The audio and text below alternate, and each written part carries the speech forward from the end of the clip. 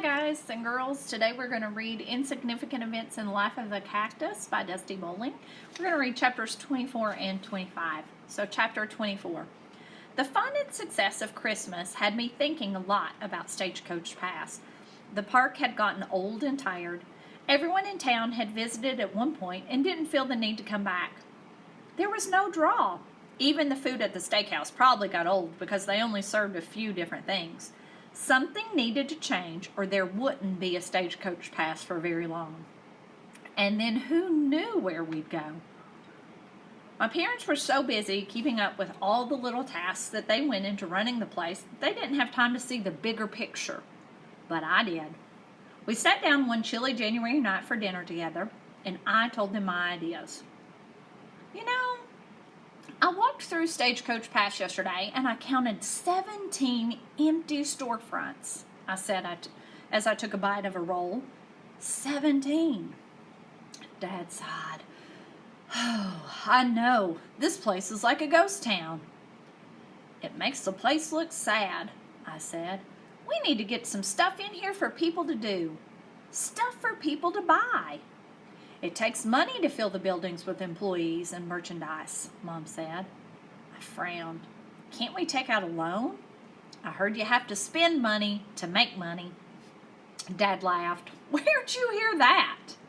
On a commercial. Well, that may be true sometimes, Dad said, but I think the park already took out a couple of loans just to keep going. I'd have to talk to Gary about it, but I don't think it's an option. Isn't there some other way to get stuff in here? I said. Dad took a swig of his water. I suppose we could rent out the spaces, but then we'd have to worry about finding businesses and what kind of businesses should be allowed to rent here. Of course, I said. We would want it to be all cowboyish. I eyed both of them. You know, I've been writing ideas down for a while now. Ideas for the park. We'd love to hear your ideas, sweetie, Mom said. I went back to my room, grabbed my notebook, and turned to the table. I opened up with my toes. Things that Stagecoach Pass needs to bring in business, I read aloud. Number 1, I looked at them dramatically. A lighter food option. We have the steakhouse for a big, fat, heavy, greasy meal, and we have the soda shop for a large ice cream sundae when you only ask for one single cone. But there's no deli or sandwich shop or anything like that for a nice little lunch. I could tell that they liked the idea, so I went on. Number 2, coffees and smoothies. Whenever Mom and I go shopping, I notice the malls always have some kind of coffee and smoothie place. Number 3, more shopping. Navajo jewelry like earrings you bought me, a cool leather shop, and a hat store that specializes in custom cowboy hats, stuff like that. Wow, Avon, Dad said, those are all great ideas. It's just complicated, honey. How is it complicated? Well, Mom said, for one thing, how do we even find these vendors?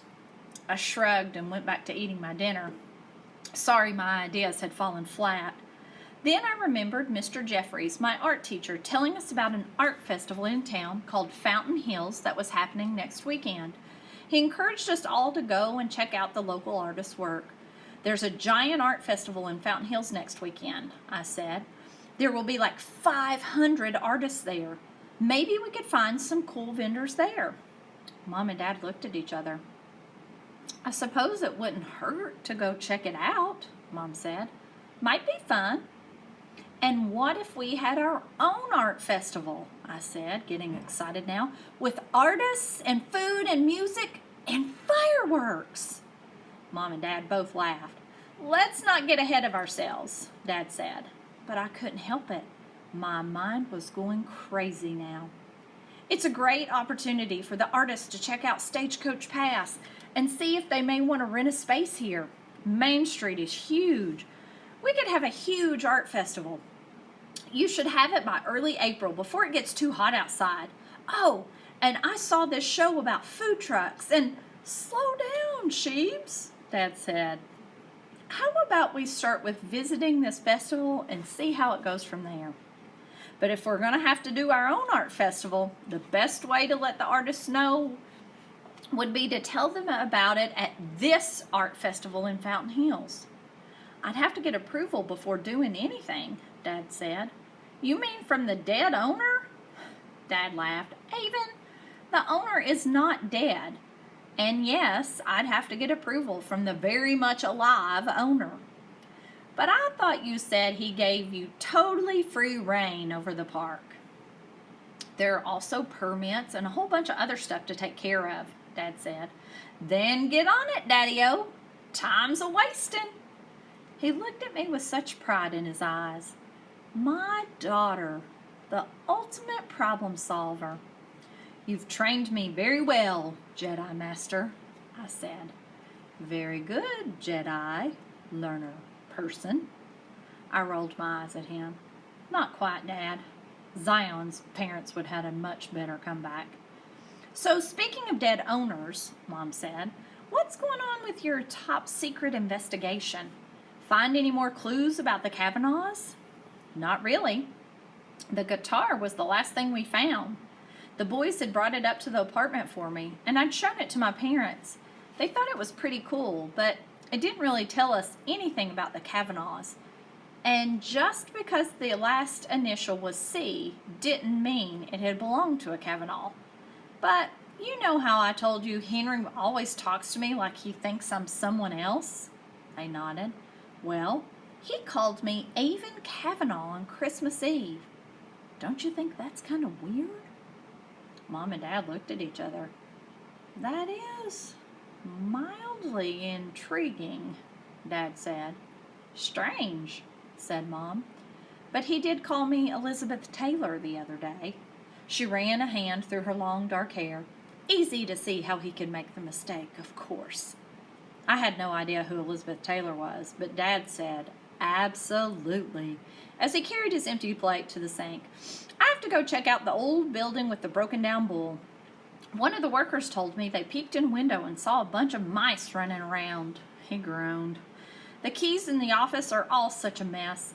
I hope I can figure out which one even opens it. What keys? I asked him. Keys to the park, he said. The most important ones are all labeled, but there are about 50 that I have no idea what they're for. I have a feeling I'm going to be there all night trying out keys. I didn't know you had all those keys, I said. Of course I have keys, Sheeps. I can't run this place without keys. Well, it just so happens I'm looking for a key. Chapter 25. It was a rare, icy cold winter. As Connor, Zion, and I sat outside the office on the sidewalk eating our lunches. Fruit snack, please, I said, and Connor shoved one in my mouth. Mom had insisted I wear my old worn boots today, and though I was glad my toes weren't freezing, it was highly inconvenient. I looked at my friends, both shivering as they took bites of their lunches. This is ridiculous, I said. We should be eating in the cafeteria today. They looked up at me in alarm. I had to admit I didn't feel ready to head there myself, despite the freezing wind. We can stay here. They both let out sighs of relief. So Dad told me he was going to try to get the keys in the office as organized as possible, and then he'll let us try out the ones that he can't figure out. I bet one of them goes to the desk. I wonder what's going to be in there, said Zion. I chewed on a fruit snack and gulped. Maybe a murder weapon? Zion shivered. I hope not. I hope so, I declared. Then we can turn it into the police, and then they'll get the fingerprints off of it, and then they'll bust the murderer, and then we'll all be in the newspaper, and the murderer will be like, I could have gotten away with it too if it hadn't have been for you nosy kids. Zion and Connor both frowned at me. I don't want to be in the newspaper, said Zion. Me either, said Connor. And I think you've watched too much Scooby-Doo. I scowled. Sometimes these guys were a total buzzkill, and I had watched too much Scooby-Doo. I decided to change the subject.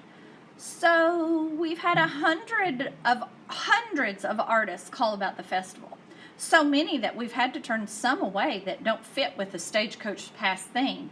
Seriously, like who wants to buy something called a diaper cake? No thank you. I'll stick with chocolate. Zion nodded. Yeah, that's gross. Disgusting, Connor agreed. But we need to find a band now, I said. Any ideas? Shouldn't be too hard to find one, Connor said. Just look online. Then he raised an eyebrow at me. Maybe you should perform, Avon. I looked at him in disbelief. Is that supposed to be a joke? My earmuffs slipped down a little and Connor pushed them back up on my head. No, he said. I think it would be cool. Zion looked at me. What do you play, Avon? The guitar, Connor answered for me. But she won't play for anyone. I think she might be lying about being able to play. I shoved Connor with my foot. Shut up, he laughed. Then play a song at the festival. It would be so cool. What do you care? I said. You're not even coming. Zion's head jerked to Connor.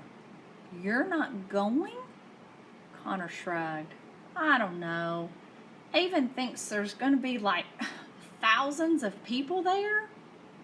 Zion stared at him. So?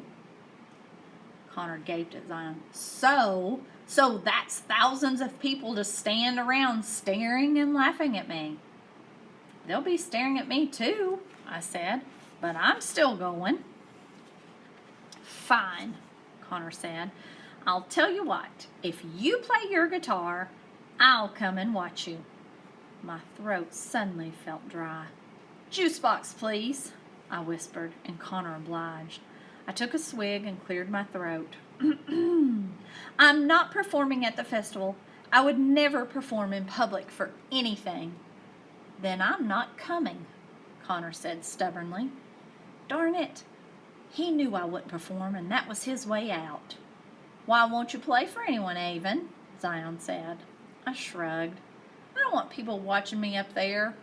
Watching the freak is what I wanted to say. Why not? Zion asked. You acted in a play on stage in front of people. That was different. I was in a silly cactus costume. If you didn't know me, you wouldn't even have known I didn't have arms. Doing stuff with my feet in front of a crowd, performing with my feet, that's just different. I'd feel like I was in a circus or something. That's silly, Zion said. No one would think of you like that. But I knew that he was wrong.